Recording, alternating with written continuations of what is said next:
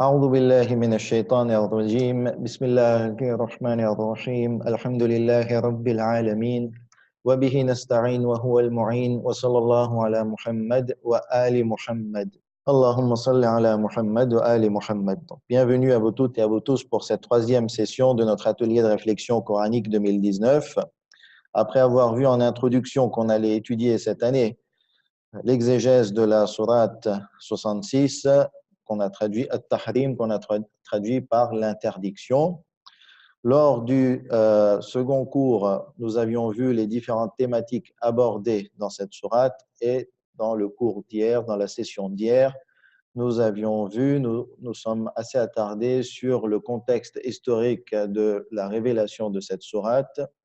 Et en résumé, on retrouve deux principaux récits, deux principales narrations qui disaient que le saint prophète sallallahu alayhi wa sallam s'était interdit soit de s'approcher et d'avoir des relations avec Maria la copte, sa servante, et selon un autre récit, il s'était interdit de consommer la boisson préparée par Zaynab bint Jahash, parce qu'on l'avait accusé de sentir mauvais à cause de cette poisson. Aujourd'hui, on va rentrer dans l'étude maintenant des versets un à un, et c'est le verset concerné, c'est le premier verset. On va donner la parole à Zainul Haidar Ali, qui va nous lire le premier verset et nous faire part de sa réflexion. Hier, on avait donné quelques pistes de réflexion. Allô, salam alaikum. Wa alaykum assalam wa rahmatullah. On m'entend bien? On t'entend bien. Ok, très bien. Alors, donc je vais rester à la traduction. Ô prophète, pourquoi en recherchant l'agrément de tes femmes, t'interdis-tu ce que Allah t'a rendu licite? Et Allah est pardonneur, très miséricordieux.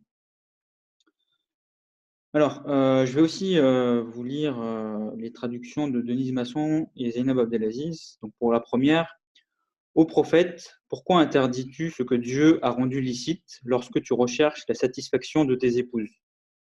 Dieu est celui qui pardonne, il est miséricordieux. Et la deuxième traduction, ô prophète, pourquoi interdis-tu ce que Allah t'a rendu licite? Veux-tu faire plaisir à tes épouses? Allah est absoluteur, miséricordieux. Alors, je vais commencer par analyser la partie Tabtari marudat azwajik, donc tu recherches la satisfaction de tes épouses. La notion d'épouse, azwaj, peut être associée à ce pourquoi l'on ressent de l'amour, ce pourquoi l'on ressent de l'affection. Une autre occurrence de azwaj dans le Coran, on trouve dans la sourate Rum, verset 21, que je vais vous réciter. Parmi ces signes, il a créé pour vous, tiré de vous des épouses, afin que vous reposiez auprès d'elles, et il a établi l'amour et la bonté entre vous. Donc, ce verset confirme aussi cette interprétation que l'on peut associer à la notion d'épouse, ce pourquoi l'on ressent de l'amour, de l'affection. Et donc, je voudrais élargir le sens de azwaj, épouse, à tout ce pourquoi l'on ressent de l'amour. Donc, ça peut être de la gloire, de l'argent, de la célébrité, de la connaissance, etc. etc. Et donc, on pourrait lire cette partie du verset comme « Tu recherches la satisfaction des objets et êtres avec lesquels tu es attaché par un lien d'amour. » Alors, je voudrais maintenant citer le philosophe Baruch Spinoza qui dit quelque chose d'intéressant au sujet des objets avec lesquels on est lié par un lien d'amour. Alors, vous voyez, comme ça on peut lire ensemble. Une conversation. Donc, notre félicité ou infélicité, donc notre bonheur ou notre malheur, dépend d'une seule chose, à savoir de la qualité de l'objet auquel nous adhérons par l'amour. En effet, jamais des disputes ne naîtront à cause d'un objet qui n'est pas aimé. On n'éprouvera nulle tristesse s'il périt, aucune envie s'il est possédé par un autre, aucune crainte, aucune haine, et pour le dire en un mot, aucune commotion de l'âme. Alors, donc ce qu'on voit là à travers cette citation de Spinoza, c'est que les objets et êtres que nous aimons peuvent être source de souffrance pour nous. Mais je redonne la parole à Spinoza, qui dit cela a lieu, par contre, dans l'amour de choses périssables. Mais l'amour d'une chose éternelle et infinie nourrit l'âme d'une joie pure, qui est exempte de toute tristesse, ce qui est éminemment désirable et doit être recherché de toutes nos forces. Rechercher la satisfaction des épouses, des êtres qu'on aime ou des objets qu'on aime, ou bien, autre alternative, rechercher la satisfaction du Seigneur, c'est-à-dire agir en étant guidé par le bien et la morale. Telle est la question que pose à nous ce verset, à mon sens. Je reviens maintenant au début du verset. Pourquoi interdis-tu ce que Dieu a rendu licite lorsque tu recherches la satisfaction de tes épouses?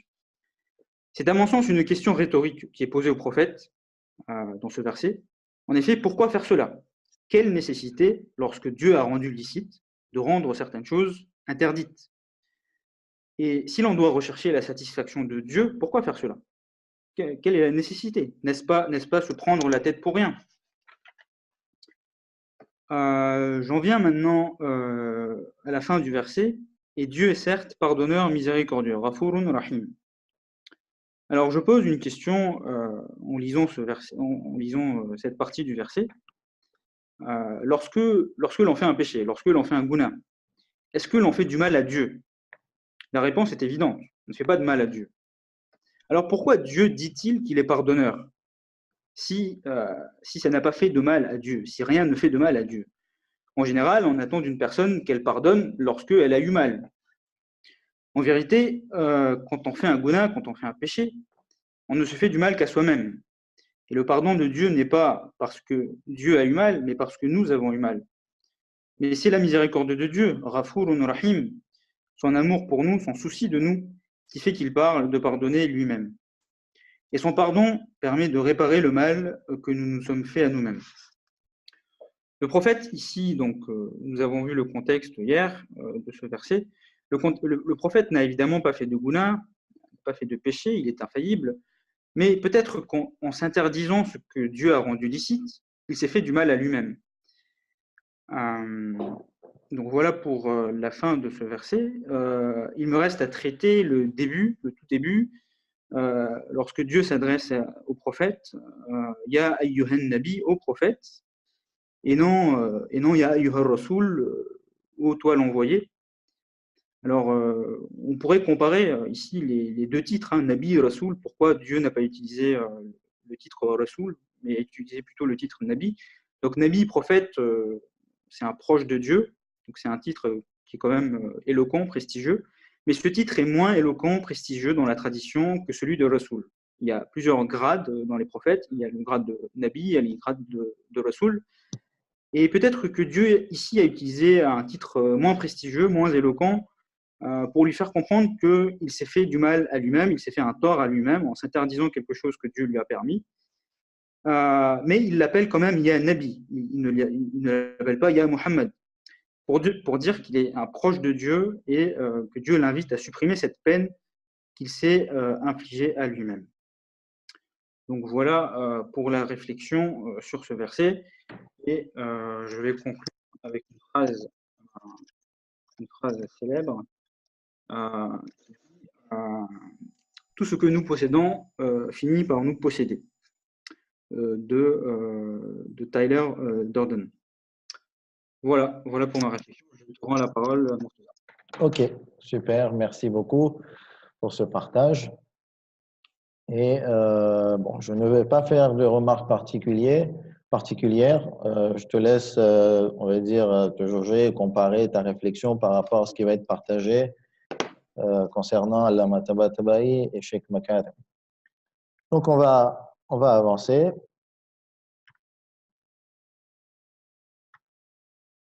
Et on va passer rapidement au tafsir Mukhtasar, l'exégèse condensée, pour voir ce qu'il nous propose au envoyé.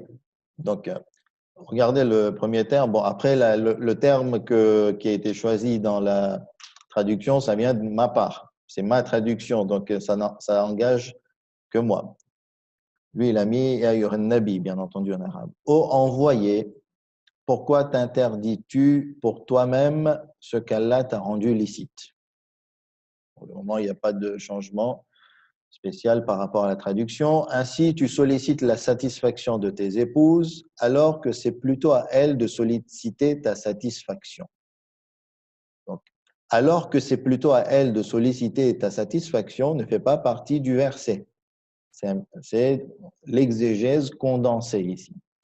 Cette phrase est un élément d'indice qui indique que le reproche est en réalité dirigé vers elle. Prenez bien en compte cette phrase en parenthèse. Allah est celui qui pardonne et le tout miséricordieux. Donc, quand on regarde avec précision, l'exégèse condensée apporte une petite phrase en plus par rapport à la traduction, ni plus ni moins. Voyons maintenant voir ce que nous propose Allah Matabatabay. Et ensuite, on ira voir Sheikh Makar. Avant de rentrer dans le tafsir, on va passer par la comparaison de traduction. J'ai oublié de mettre le lien pour la comparaison de traduction. On va passer directement manuellement. Voilà. Alors, j'ai choisi ici 5 traductions. Celle de Savary, qui est la deuxième traduction dans l'histoire des traductions françaises du Coran. Ya ayyuhan nabi, ô prophète, lima tuhadimu ma ahallallahu laka. Pourquoi te prives-tu des plaisirs que le ciel t'a accordés? J'ai mis en surbrillance, j'ai coloré les termes qui pourraient nous attirer l'attention et qui pourraient nous paraître un petit peu spéciaux, hein, on va dire, par rapport à la traduction. Tu veux plaire à tes femmes, le Seigneur est indulgent et miséricordieux. Donc, il a traduit Rafour par indulgent. Blacher, ô prophète, pourquoi, recherchant la satisfaction de tes épouses, déclares-tu illicite ce qu'Allah déclara licite pour toi? Allah est absoluteur et miséricordieux. Donc là, on remarque qu'il a fait un changement dans la syntaxe. Il a changé, on va dire, la chronologie ou le sens, l'ordre des groupes de mots, puisqu'il a mis recherchant la satisfaction de tes épouses avant déclares-tu illicite ce qu'Allah déclara licite pour toi. Et il a traduit Rafour par absoluteur. Boubaker, prophète, pourquoi déclares-tu illicite ce que Dieu a rendu licite pour toi en vue de satisfaire certaines de tes épouses? Dieu est tout clément et tout compatissant. Keshrid, ô prophète, pourquoi t'interdis-tu ce que Dieu t'a permis, voulant ainsi satisfaire tes épouses? Dieu est infiniment absoluteur et miséricordieux. Et enfin, Al-Dib Abu Sahliye, ô prophète, pourquoi, entre crochets, t'interdis-tu ce que Dieu t'a permis en recherchant l'agrément de tes épouses? Dieu est pardonneur et très miséricordieux. Quand on rentre dans la comparaison, automatiquement, on va maintenant aller épier chaque détail. Je ne vais pas vous proposer une étude profonde de ces détails, mais rapidement, on peut voir qu'il y a divergence concernant le choix de certains mots. Je vais vous poser une question. Est-ce que vous voyez une différence entre pourquoi déclares-tu, prenons Boubaker, pourquoi déclares-tu illicite ce que Dieu a rendu licite pour toi? Et la deuxième phrase, pourquoi t'interdis-tu ce que Dieu t'a permis? Écrivez-moi la différence que vous percevez ou vous ne percevez aucune différence entre les deux phrases. Dans le panel de conversation, vous pouvez vous exprimer. Je vous laisse une petite minute, 2 minutes pour lire vos réponses concernant cette différence. Oui, mais alors pour toi, mais je veux savoir quelle est la différence de sens entre les deux phrases. Pourquoi déclares-tu illicite ce que Dieu a rendu licite pour toi et pourquoi t'interdis-tu? Alors, ok, docteur Sharifou, c'est Sharifou Pakiza. A priori, illicite, c'est par ordre divin.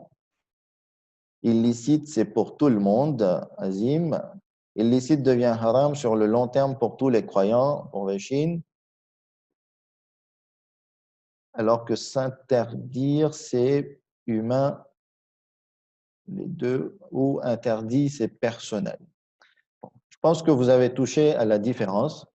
La première phrase, pourquoi déclares-tu illicite ce que Dieu a rendu licite pour toi? On pourrait comprendre que le prophète ici a légiféré une interdiction pour tout le monde, concernant une chose qui était licite pour lui. Donc, il a interdit cela pour tout le monde. Alors que la deuxième phrase, celle de Keshrit, pourquoi t'interdis-tu? Elle est beaucoup plus personnelle ici. Euh, le prophète s'est interdit quelque chose à lui-même sans toucher à la législation islamique qui concerne tout le monde. Alors, on a une autre phrase, une autre réponse. Pourquoi déclares-tu? C'est le dire aux autres et interdit aux autres. Pourquoi t'interdis-tu? C'est un choix personnel. OK, je pense que c'est bon. On a la même compréhension de la différence entre ces deux phrases. Et c'est là-dessus qu'on va revenir lors de l'exposé des deux tafsirs. On va donc maintenant voir Allama Tabatabai. J'ai mis les versets en haut et j'ai choisi, pour que vous puissiez bien comprendre, la traduction de Abu Sahliye. Donc, prophète, pourquoi t'interdis-tu ce que Dieu t'a permis en recherchant l'agrément de tes épouses? Dieu est pardonneur et très miséricordieux.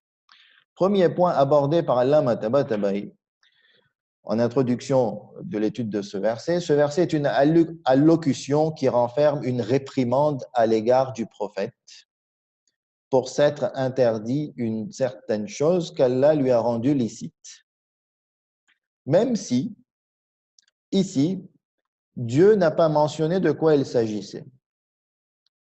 Donc, au départ, Allama veut dire que lorsqu'on lit cette phrase, on comprend qu'il y a une réprimande, un reproche fait au prophète. Mais après, il revient dessus. Sauf que sa parole, Tabtari mabdat azwajik, en recherchant l'agrément de tes épouses, cela fait allusion à un acte illicite venant du prophète qui ne satisfaisait pas ses épouses. Là, on a plus de détails sur la chose qu'il s'est rendue illicite. Ainsi, elles exercèrent une pression sur lui et l'importunèrent jusqu'à ce qu'il les contente en prêtant serment de ne plus le faire et de ne plus agir ainsi. Donc, ici, Allama Tabatabai déjà répond que la chose qui s'est rendue illicite, bon, ça concernait les femmes, quelque chose qui ne contentait pas les femmes.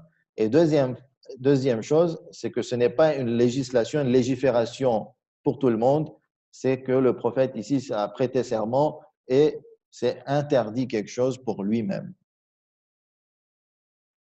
Ensuite, il va aller détailler élément par élément. Ya ayyuhan nabi. L'expression divine Ya ayyuhan nabi au prophète rattache l'appel vocatif au Ya à l'attribut de prophète, nabi, et non de messager, rasoul. Pourquoi?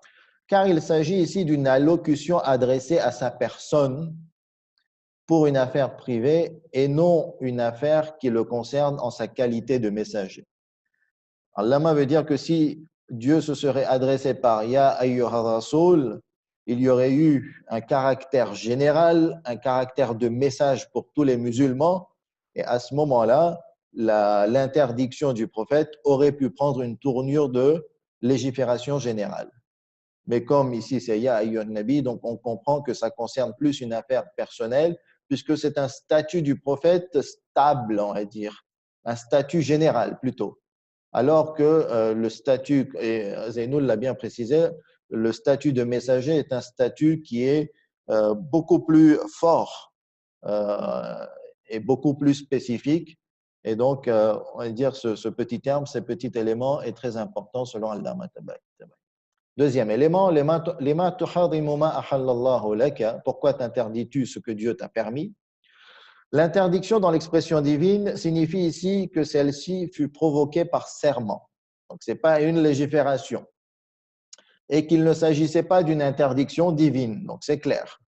Et comme l'indique le verset suivant en apparence, donc c'est le verset 2 qu'on verra demain, قَدْ فَرَضَ اللَّهُ لَكُمْ تَحِلَّةَ أَيْمَانِكُمْ, qui veut dire que Dieu a prescrit, ou Dieu vous a prescrit comment vous libérer de vos serments. Le prophète fit bien un serment de ne plus faire l'acte. À savoir que lorsqu'un serment se rapporte à faire une action, celle-ci devient obligatoire. Donc, si je fais un serment que je dois, admettons, manger des pommes tous les jours, à ce moment-là, manger des pommes tous les jours deviendra obligatoire pour moi. Celle-ci devient obligatoire lorsque le serment a pour objet de renoncer à un acte, ce dernier devient interdit. Si je fais serment que je vais arrêter de fumer, ne vous inquiétez pas, je ne fume pas. Mais admettons que je fais ce serment, à ce moment-là, fumer deviendrait interdit pour moi.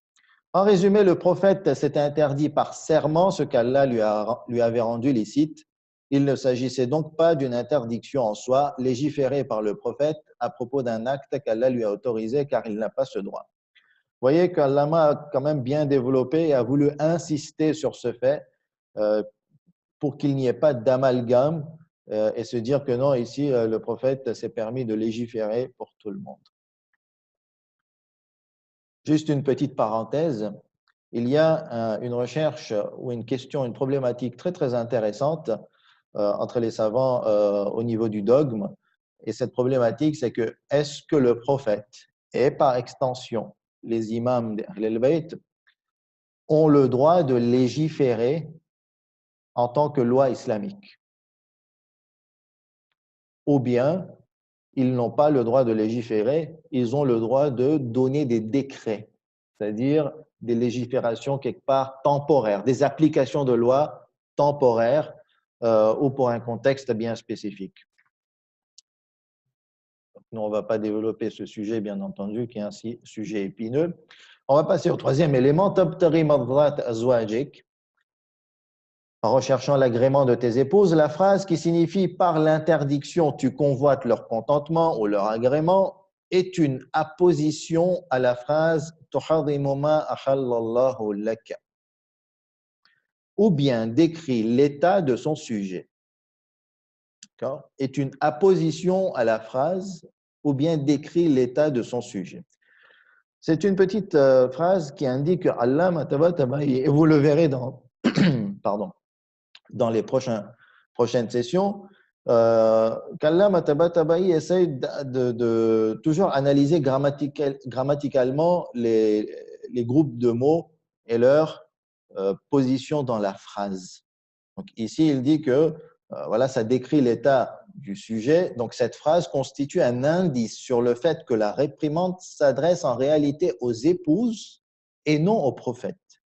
Et ça, c'est très, très important dans la compréhension de Allah Mattabatabaï. Au départ, vous vous souvenez, il dit qu'en apparence, au départ, l'allocution s'adresse au prophète de telle façon que c'est une réprimande, un reproche, un blâme contre le prophète.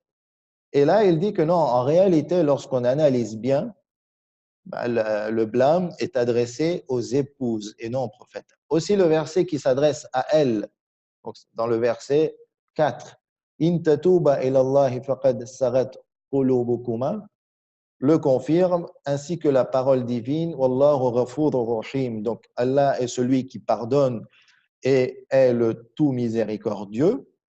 Allah m'a dit que cet indice est plutôt adressé aux épouses et non aux prophètes.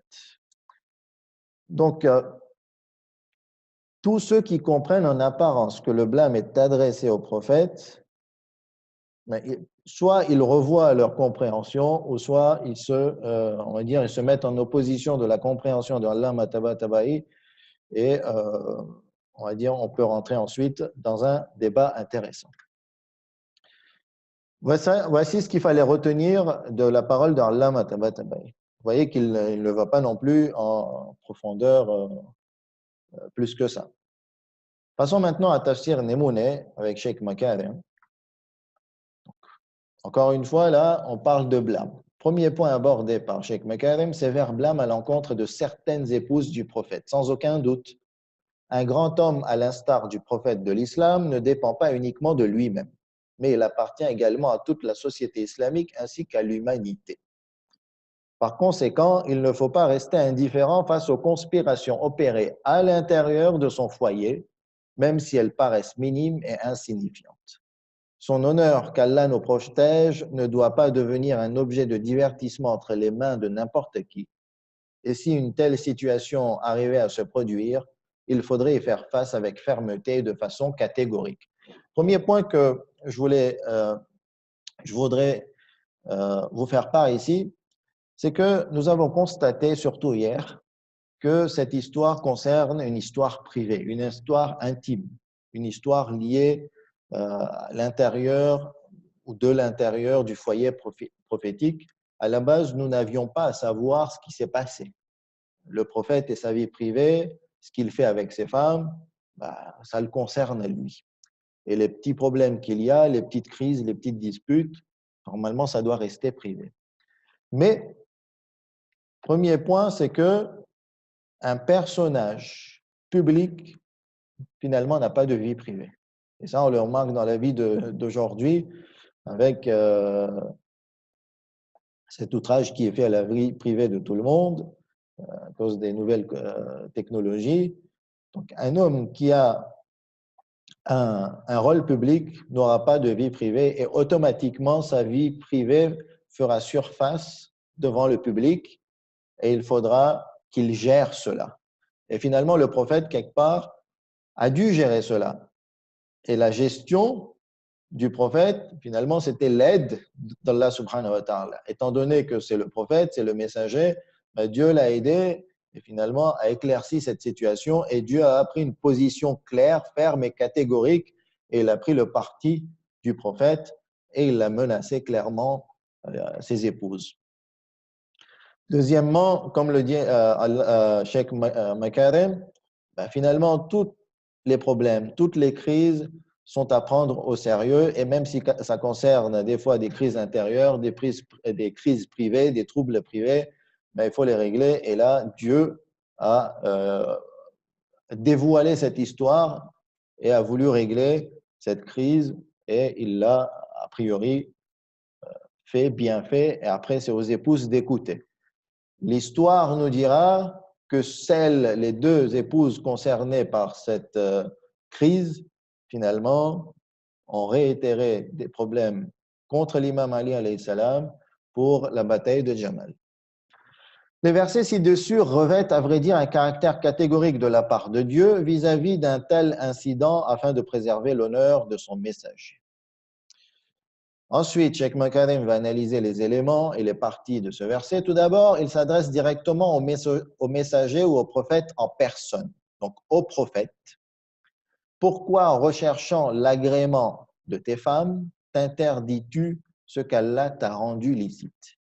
Il est évident que cette interdiction-là n'est pas d'ordre religieux, mais qu'on y évoque ici un serment de la part du messager, d'après ce qui sera relevé des versets suivants. Nous savons aussi qu'il n'est pas un péché de faire un serment, de s'abstenir de choses licites. Donc, deux points. On répète le même point que nous a partagé Allama Tabatabai. Ce n'est pas une légifération d'ordre islamique, ce n'est pas une loi. Et deuxième point, c'est un serment. On a le droit de faire un serment pour s'abstenir de choses licites. Il n'y a pas de problème. Donc, le prophète n'a pas fait d'erreur, n'est pas allé à l'encontre du commandement divin. À partir de là, la phrase « Pourquoi t'interdis-tu » n'exprime pas un blâme ou un reproche, mais plutôt une forme de compassion et de bienveillance. Donc, si quelqu'un fait une objection et comprend un blâme ou un reproche, à ce moment-là, Cheikh Makarim dit que non, ici, c'est plutôt le contraire. Ça indique une compassion, une forme de compassion et de bienveillance. Exemple, c'est comme si nous nous adressions à quelqu'un qui se donne beaucoup de peine pour gagner sa vie, alors que lui n'en profite pas et on lui dit « Pourquoi tu te donnes autant de mal, mon ami, mon frère, mais tu n'en profites pas ?» Donc, en apparence, ça ressemble à un reproche, mais en réalité, c'est une compassion et une bienveillance. Enfin, la fin du verset. Allah est pardonneur, très miséricordieux. Petite question. Est-ce que le terme pardonneur existe dans la langue française? Donc, j'attends vos réponses. Le temps que vous me répondez, je termine. Ce pardon est une miséricorde et cette miséricorde, pardon. Ce pardon et cette miséricorde sont à l'égard des épouses. Donc, il rejoint Allah Matabatabaï, qui se trouve à l'origine de cet incident et desquels, c'est-à-dire de ce pardon et de cette miséricorde, elles tireront profit si elles se repentent sincèrement. Donc ça, c'est la première hypothèse. Ou bien, Wallahu Ghafurur Rahim, ici, indique qu'il vaille mieux que le messager ne fasse pas de tels serments parce que certaines de ses épouses pourraient éventuellement en faire mauvais usage. Donc, même si l'acte de prêter serment pour s'abstenir de quelque chose de licite est permis, mais le prophète ne devrait pas le faire parce qu'en contrepartie, les épouses ou certaines de ses épouses en profitent. Et donc, il ne faudrait pas qu'elles commencent à devenir profiteuses. Donc, voilà les principaux points qui ont été abordés. À la fin, Cheikh Makarim, dans son tafsir, une fois qu'il a exposé l'étude concernant le groupe de versets, il propose 5-6 points des leçons à retenir. Ici, je vous fais part du 5e point, de la 5e leçon à retenir, où il dit ne pas s'interdire les choses licites de la part de Dieu. Les choses rendues licites ou illicites par Dieu résultent toutes d'un intérêt bien précis. Donc, Dieu, lorsqu'il a interdit quelque chose, lorsqu'il a rendu quelque chose obligatoire ou lorsqu'il a permis quelque chose, c'est qu'il y a une raison puisqu'il est savant, puisqu'il est sage. De ce fait, l'homme n'a pas à s'interdire une chose licite ou s'autoriser une chose illicite. Même si un serment a été formulé à cet égard, comme il a été cité dans le verset ci-dessus, il peut être rompu. En revanche, si l'on a fait un serment pour s'abstenir d'une chose permise, mubah, mais qui est en soi détestable, makruh, ou qu'il est préférable de s'en abstenir selon un certain angle, alors il faut absolument respecter le serment. Par exemple, quelqu'un qui aime fumer, il prête serment et il dit « Je vais m'abstenir de fumer durant le mois de Ramadan ». L'acte paraît être détestable. À ce moment-là, s'il prête serment de s'abstenir de cet acte, il faut absolument qu'il respecte ce serment.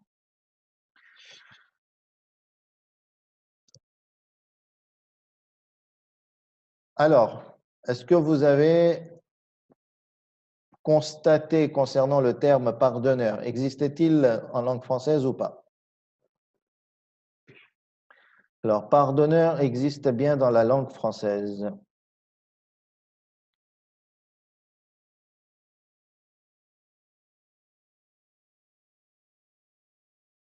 Pas d'autres réponses. Oui, pardonneur existe, mais avec une définition très brève. On va aller voir ça. On va aller voir ça juste après avoir part du calendrier. Donc, demain, on aura la 4e session.